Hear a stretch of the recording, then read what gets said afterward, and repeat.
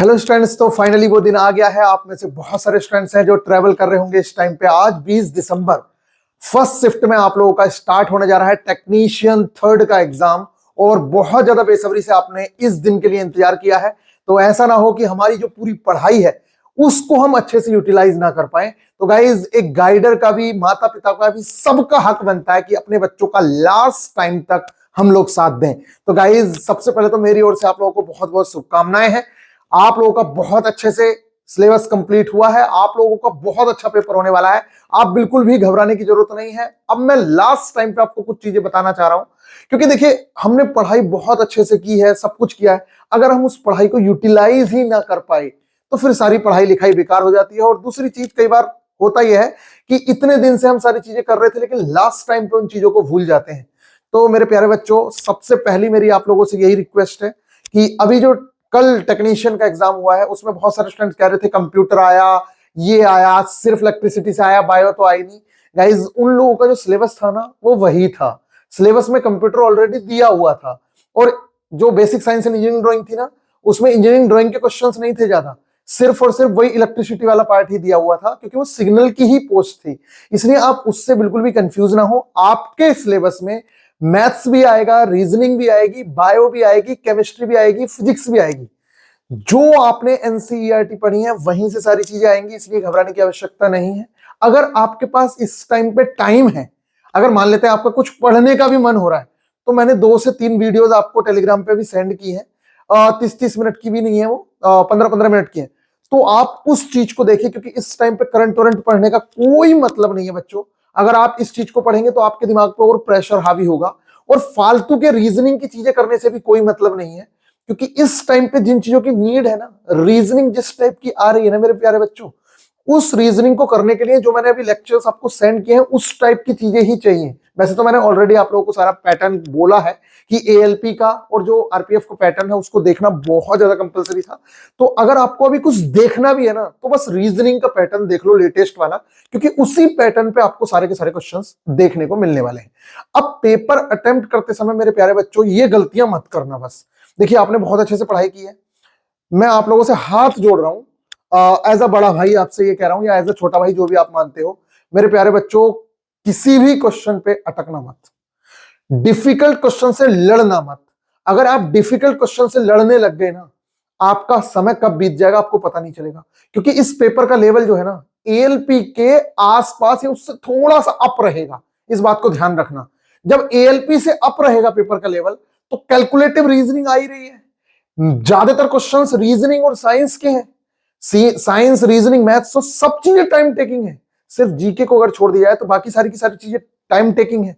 तो बस मेरी आपसे यही रिक्वेस्ट है कि सबसे पहला काम ये जरूर कर लेना कि किसी भी डिफिकल्ट क्वेश्चन पे मत अड़ना। किसी भी पजल या सीटिंग अरेंजमेंट का बड़ा क्वेश्चन अगर दिख रहा है तो उस क्वेश्चन को पहली बार में अटेम्प्ट मत करना।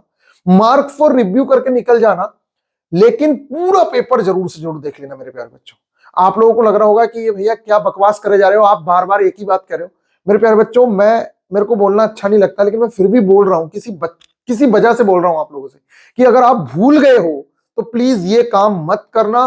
कल आप लोगों को पता चल जाएगा कि ये भैया क्यों कह रहे थे। बहुत सारे लड़के होंगे जो 80 तक ही अटेम्प्ट कर पाएंगे, पीछे वो देख ही नहीं पाएंगे। बहुत हद तक आप लोगों को कोशिश करनी है कि पेपर में कम से कम 2 राउंड तो लगी जाए।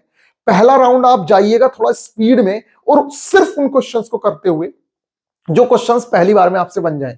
देखिए, रीजनिंग के बहुत सारे क्वेश्चंस होंगे जो आपसे बन रहे होंगे, निश्चित तौर से बना लोगे आप, लेकिन आपको टाइम ज्यादा लग जाएगा। तो बस मैं आपसे ये कहना चाह रहा हूं, उन क्वेश्चन से भिड़ना नहीं है, निकलना है आगे। मुझे पता है आप बना लोगे, क्योंकि आपने इतने टाइम तक पढ़ाई की है।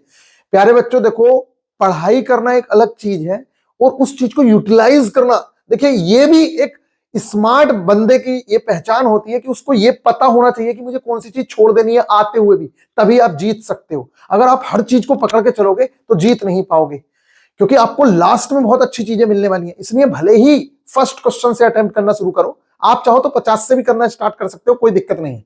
लेकिन फर्स्ट से करने में ज्यादा मजा आता है तो फर्स्ट से ही करो। लेकिन मेरे प्यारे बच्चों, बहुत तेजी से निकलना है पहली बार में। मतलब जल्दी से क्वेश्चन हो रहा है, ठीक है, दूसरा क्वेश्चन, तीसरा क्वेश्चन, मतलब जल्दी से अटेम्प्ट करना है बस। क्वेश्चन पे अगर टाइम लगाओगे, देखिए, कोशिश करो 60 मिनट के अंदर 90 मिनट का हमारा पेपर है, 60 मिनट के अंदर 70 मिनट के अंदर कम से कम आपका एक राउंड पूरा पूरा हो जाना चाहिए। 100 क्वेश्चंस जरूर से जरूर देख लो। फिर जो 20 मिनट का समय बचा या 30 मिनट का समय बचा, उसमें उन क्वेश्चंस को करना है हमें जो हम मार्क फॉर रिव्यू करके निकले। बच्चों यहां ध्यान रखना, अगर क्वेश्चन पर टिक कर दिया और फिर मार्क फॉर रिव्यू किया, इसका आंसर काउंट होगा, इसका नंबर भी मिलेगा। अगर आपने सिर्फ मार्क फॉर रिव्यू किया, इसका आपको कोई नंबर नहीं मिलेगा अगर आपने उसका आंसर टिक नहीं किया है तो। ठीक है, और सबसे इंपॉर्टेंट जो बातें थी वो तो यही है। रीजनिंग कैलकुलेटिव आएगी, ये बात समझ लीजिए। एक दो नए पैटर्न भी देखने को मिलेंगे, लेकिन मैक्सिमम पैटर्न एएलपी का जो पेपर है, मैं ये नहीं कह रहा हूं आप सब कुछ कर लो, लेकिन मैंने जो 2 वीडियोस दिए हैं बस उतना जरूर से जरूर देख लो। आपकी पूरी रीजनिंग बड़े आराम से बन जाएगी। सारी की सारी रीजनिंग रेलवे ऑलरेडी बताए गए, टीसीएस बताएगी कि इसमें ये काम करना है। अच्छा, ये तो हो गया। दूसरी चीज मेरे प्यारे बच्चों, अगर आपको वो करना हो ना, मान लो आपको तुक्के मारना हो, किसी चीज पे तुक्का मारना हो, तो थोड़ा साइंटिफिक सोचना। ये जो इस समय पे चीजें चल रही है ना, करंट सिनेरियो से कोरिलेट करना उस चीज को, तभी तुक्का मारना करंट टोरेंट पे। मैक्सिमम चीजें जो है, जैसे कि आर्टिकल पूछा था, तो आर्टिकल लोकसभा मेंबर की अभी जेई में या जिसमें भी पूछा जाएगा, तो लोकसभा मेंबर से रिलेटेड आर्टिकल क्यों पूछा गया, या फिर मतलब कोई भी चीज पूछी जा रही है तो वो करंट सिचुएशन से कोरिलेट करके पूछी जाती है। इस चीज का ध्यान रखना। अगर कोई भी क्वेश्चन पे तुक्का भी मारना हो तो ध्यान रखना, वो मोस्ट इंपोर्टेंट चीज ही आपसे ज्यादातर पूछी जा रही है, फालतू की चीजें नहीं। और इसी तरीके से क्वेश्चंस के जो आंसर हैं, जैसे मैंने आपको बताया था यूनिट डिजिट कॉन्सेप्ट, ठीक है, अप्रोक्सीमेशन मेथड, उनसे भी आंसर्स आ जा रहे हैं डायरेक्ट। इस चीज का भी ध्यान रखना। तो जिन चीजों के क्वेश्चंस के आंसर डायरेक्ट निकाले जा सकते हैं, ऐसा मत करना कि एक बार इससे आंसर आ गया, अभी इसे रीचेक भी कर लेता हूं। बेटा रीचेक दोबारा से जब आते हैं ना, तब करना होता है। अगर आपको आंसर में गलती दिख रही है तो मार्क फॉर रिव्यू करके निकलो। अगर एक ही क्वेश्चन को आपने 2 बार करने की कोशिश की तो पहली बार में ही टाइम सारा खत्म हो जाएगा। आप देखिएगा, कल आप मेरे से आके यही कहेंगे कि भैया हाँ सच में पेपर कैलकुलेटिव था, टाइम लग रहा था, क्वेश्चन बन तो रहे थे लेकिन टाइम लग रहा था, मैं तो देख ही नहीं पाया। बस ये गलती मत करना। और बाकी मेरी ओर से आप लोगों को बहुत बहुत शुभकामनाएं हैं। ये मैंने आप लोगों को लास्ट टाइम चीजें बताई हैं मेरे प्यारे बच्चों। किसी भी तरीके से किसी भी बच्चे का नुकसान नहीं होना चाहिए। ये देखिए, सबसे पहले भगवान का नाम जरूर ले लेना, 2 राउंड जरूर से जरूर लगा लेना, टाइम मैनेजमेंट का ध्यान रख लेना, ज्यादा तुक्के मत मारना, डिफिकल्ट क्वेश्चन से लड़ना मत। फर्स्ट राउंड में पजल और सीटिंग अरेंजमेंट के क्वेश्चंस को छोड़कर आगे बढ़ना, इन्हें अगले राउंड में आके करना। कितने क्वेश्चंस अटेम्प्ट करना है ये आपकी टोटली शिफ्ट बताएगी। इस चीज का आपको ध्यान रखना है। फालतू की चीजों में बेटा मत पढ़ना। 4 ऑप्शंस में से एक भी ना पता हो तब आप तुक्का मत लगाना। स्पेशली जीके में तुक्के मत लगाना। उस क्वेश्चन में तो बिल्कुल तुक्का मत लगाना जिसने आप जो क्वेश्चन आपने कभी देखा ही नहीं है। मैथ्स या रीजनिंग के क्वेश्चंस को बिना समझे मत तुक्का लगाना।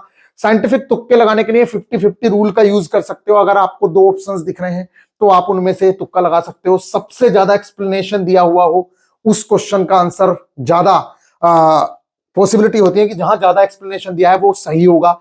जब कम टाइम बचा हो और माइंड काम ना कर रहा हो तब भी आप क्वेश्चन को कर सकते हैं, लेकिन उसके लिए आपको अप्रोक्सीमेशन मेथड यूज करना पड़ता है।